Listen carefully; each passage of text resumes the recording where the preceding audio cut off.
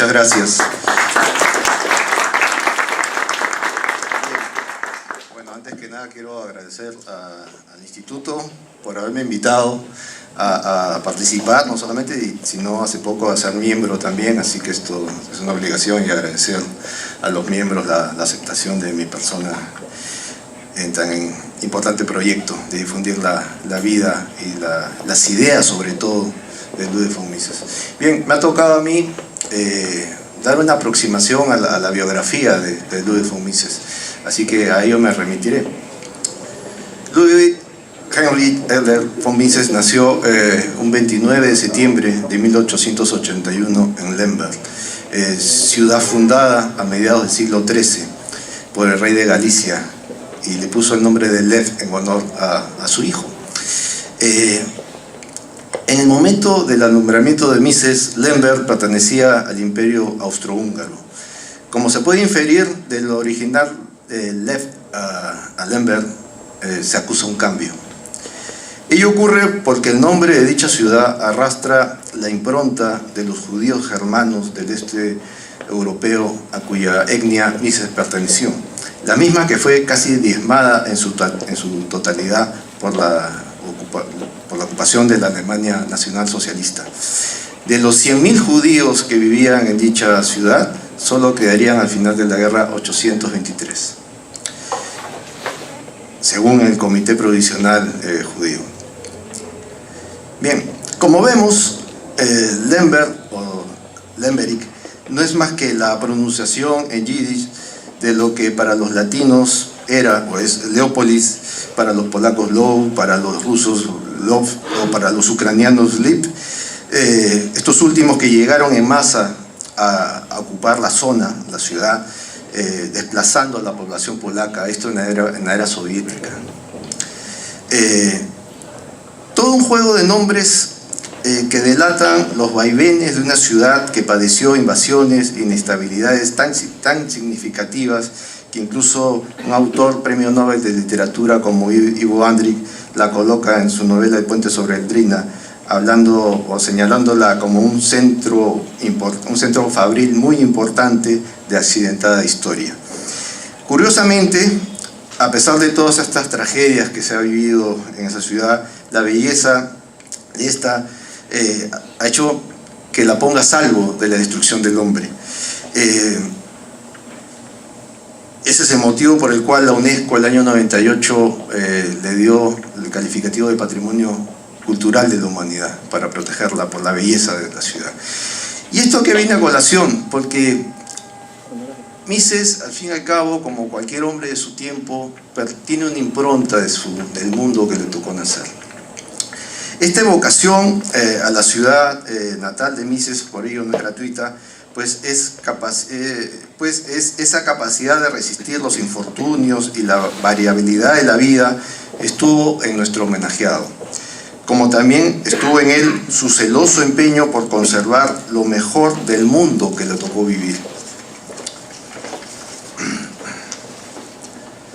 El por qué Ludwig von Mises nació en dicha urbe se debió al trabajo de su padre, un ingeniero que se encargaba de la extensión de la red ferroviaria hacia esa zona.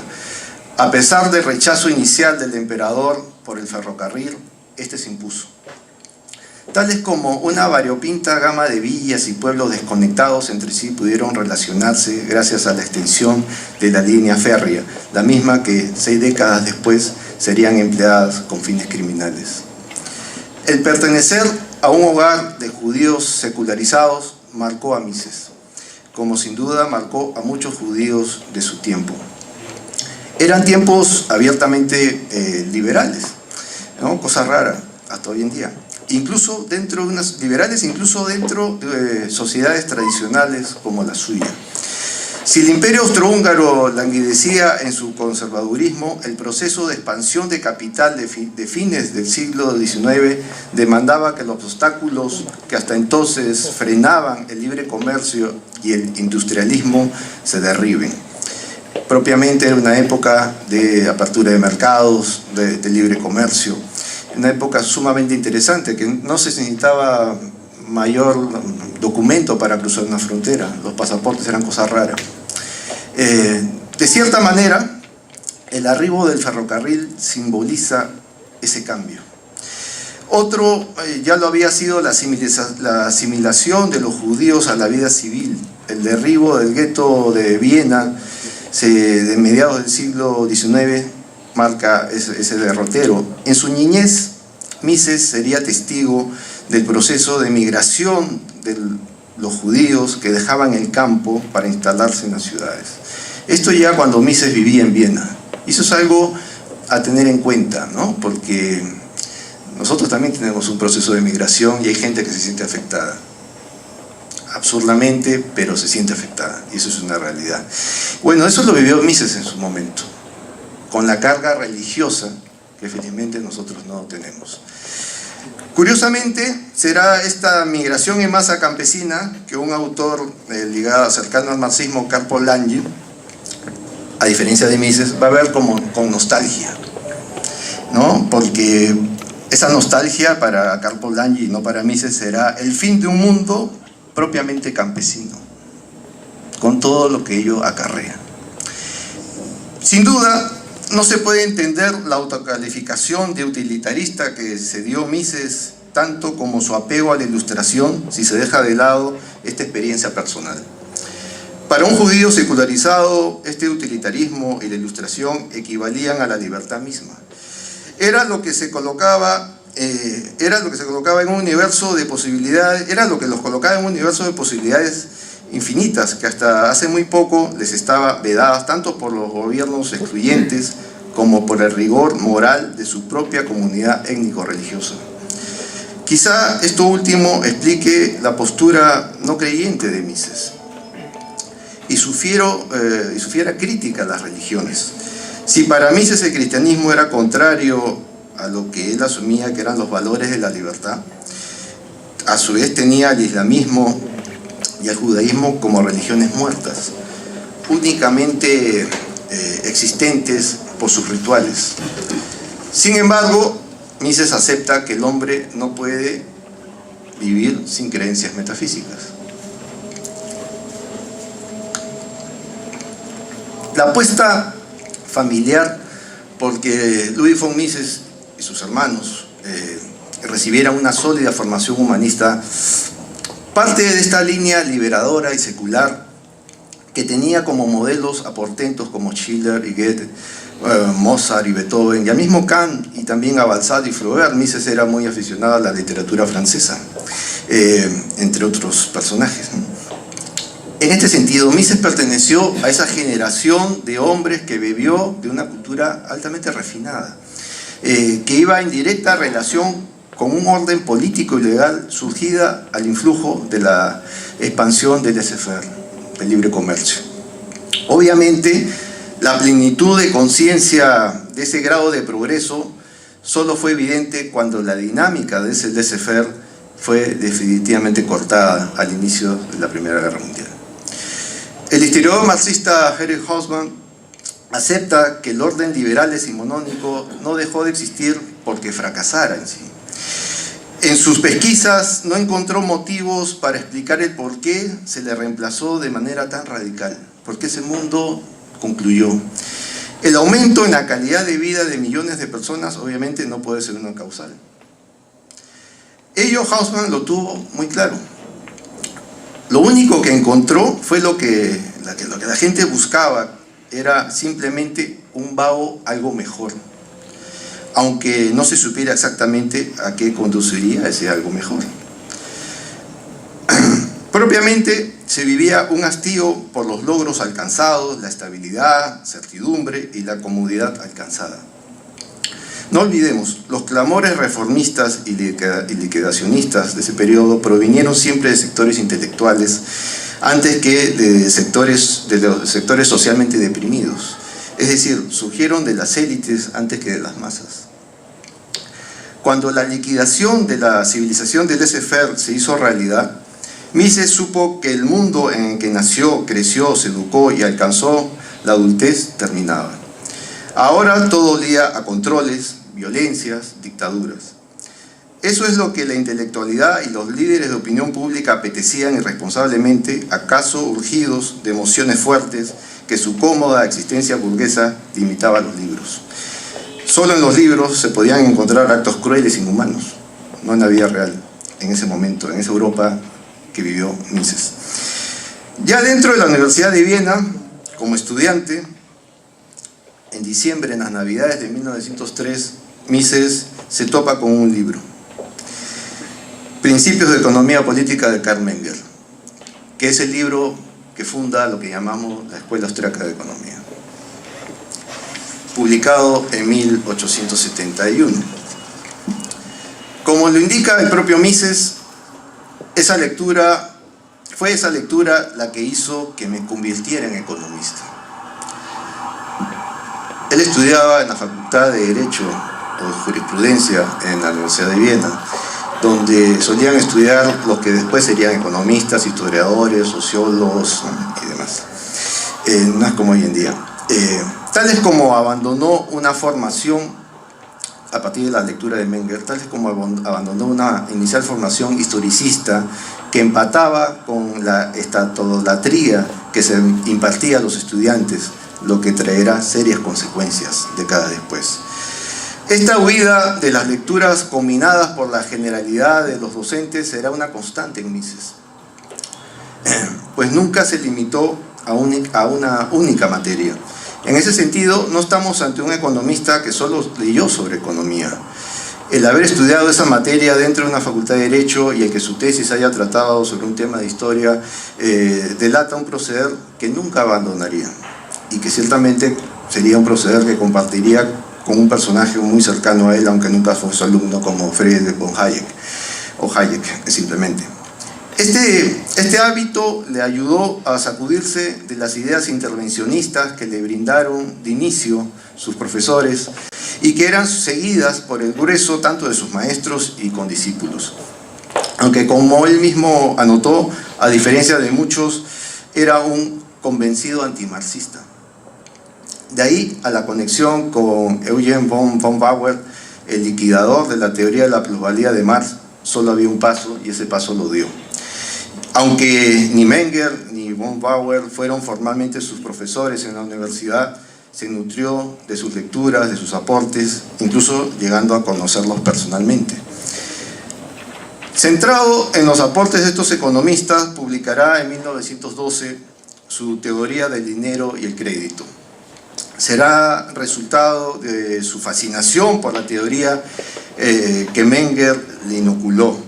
Ese soporte no fue minado al pasar por la función pública ni por la paraestatal Cámara de Comercio de Viena, donde laboró por más de 25 años. Todo lo contrario. Como Federico Salazar ha venido develando en una serie de publicaciones en el instituto, incluso Mises publicaba comentarios de coyuntura económica en diarios, en los periódicos, e influía directamente con actores gubernamentales radicalmente contrarios a sus postulados. No en vano fue Mises el que dijo que las ideas y solo las ideas pueden iluminar la oscuridad. Y eso es lo que él hacía, cumplir una función crítica dentro de una Austria cada vez más cercana a la revolución. Aunque en 1913 recibió en la Facultad de Derecho de Viena la habilitación para enseñar, ello en la práctica nunca se dio. Ni siquiera cuando fue nombrado profesor extraordinario tuvo propiamente una cátedra fija, lo que de cierta manera compensaría dando vida a un seminario. La primera noticia que se tiene de ese seminario es que lo inauguró en 1913 a 1914. Ese es el inicio de lo que sería posteriormente el célebre Privat Seminar, que comenzó con 4 jóvenes recientemente graduados de la Universidad de Viena. Lamentablemente, el inicio de la Primera Guerra Mundial se interpuso. 2 de ellos murieron en combate a poco de comenzar la contienda. Un tercero desapareció para siempre en la batalla de los Cárpatos en 1914-1915. Y el último cayó prisionero de los rusos en 1916 y nunca más se supo de él. Esos fueron los primeros miembros del seminario de Ludwig von Mises. El breve tiempo que va de 1914 a 1918, que es el año del fin de la guerra, de la Gran Guerra, le enrostrará no solo el fin de la contienda, sino el fin de la civilización liberal que lo cobijó. Igualmente concluirá la dedicación casi exclusiva que le brindó a sus estudios de teoría económica. A partir de ese instante empleará esa teoría, esa base teórica para auscultar los desastres de la guerra y los nuevos acontecimientos, escribiendo libros de filosofía, política, historia, obviamente también de economía, ¿no? Pero siempre empleando el legado dado por Menger. En medio de una Austria humillada e hiperinflacionaria, Mises retoma su seminario. Aún Viena conservaba el espíritu de una urbe ingeniosa y culta, comparada por muchos como la antigua Atenas, por la cantidad de figuras de primer nivel que convivieron entre sí en diferentes materias y especialidades en un pequeño espacio urbano. La autora ciudad imperial se aferraba a su inteligencia. Será en la oficina que Mises tuvo en la Cámara de Comercio donde el Privat Seminar se instale. Las reuniones irían todos los viernes a las 19 horas. Los temas a tratar eran sobre teoría económica, obviamente, metodología de las ciencias sociales o política económica. Ahí confluirían economistas, sociólogos, juristas, historiadores, filósofos y hasta algún músico, los que más tarde terminarían trabajando en diferentes centros académicos y de investigación del mundo. El famoso crítico literario George Steiner, que de liberal no tiene nada, recordó que su padre, un banquero y financista, asistía a ese seminario antes de migrar a París. Gottlieb Haberler rememorará entre los más conocidos asistentes al seminario a Friedrich Machlup, a Hayek, a Alfred Schulz, a Oscar Morgenstern. El citado Machlup precisará que este seminario estaba abierto únicamente a personas que ya se hubieran doctorado. Esto último se explica porque Mises asumía el criterio de que son las capas cultas de la sociedad las que están en mejor condiciones de entender los fenómenos complejos. Bien, terminada la sesión de este seminario, las discusiones proseguían en un restaurante italiano próximo a la Cámara de Comercio, y si aún había cuerda, continuaban la discusión en el Café Kunstler frente a la universidad. Obviamente esto ya era de madrugada, no obstante ello, al día siguiente Mises llegaba temprano a su oficina a trabajar, y era sábado, o sea, trabajaban los sábados en esa época, ¿no? Y era un funcionario público. En medio del ambiente que le daba la reiniciación de su seminario, aparece su ensayo sobre la imposibilidad del cálculo económico en el socialismo. Estamos apenas a 2 años después de la llegada de los comunistas rusos al poder. Titulado El cálculo económico en la comunidad socialista, 1919, ese escrito advertía la nula posibilidad de que dentro del socialismo se pueda gestar economía alguna. Este trabajo será luego ampliado, dando forma al libro Socialismo, de 1922. Ya en el indicado 1919 había publicado Nación, Estado y Economía, donde puntualizó que el imperialismo era consecuencia de un Estado omniabarcante, en crecimiento, algo completamente contrario al Estado liberal. Desde entonces tuvo en claro que no es posible la democracia representativa cuando gran parte de los electores fungen de empleados públicos. Por ende, la democracia solo podía concretizarse en una sociedad de mercado, con ciudadanos a cuestas, no con burócratas. El viraje es palmario. Del tranquilo teórico de antes del fin de la era del laissez-faire, Mises responde a la destrucción de ese mundo desde la teoría, desde el estudio. Ya no hay paz, se viven años convulsos, de rupturas. En 1927 saca a la luz el liberalismo con el propósito de rescatar una ideología prácticamente olvidada, el propio liberalismo. Y aquí la palabra ideología se usa sin vergüenza, cosa que Mario Vargas Llosa nunca comprendió. El panorama se fue agriando. En 1934, el creciente antisemitismo lo combina a abandonar Austria. Enrumba a Suiza para ejercer la docencia en el Instituto Universitario de Altos Estudios Internacionales de Ginebra. Años más tarde tendrá que volver a huir ante la amenaza de la Alemania nazi. Como contó su viuda Margit, así puso fin a los 6 años más felices de su vida. Felices porque pudo ser al fin profesor de verdad. Le afectó mucho abandonar Suiza. Partirá hacia Nueva York en la más absoluta incertidumbre, pasando sobresaltos en la ruta de escape. Arribó a los Estados Unidos un 2 de agosto de 1940 en calidad de refugiado político. Tenía 59 años. Su antiguo alumno, Alfred Schultz, sociólogo, filósofo y profesor en la New School of Social Research de Nueva York, le dio la bienvenida en un día caluroso y húmedo, recuerda su esposa.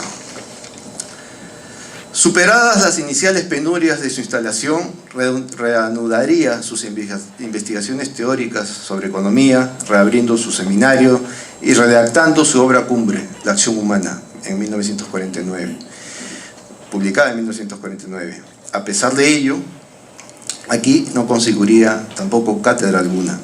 Lo más cerca que estuvo de ese anhelo fue el de profesor visitante en la Universidad de Nueva York.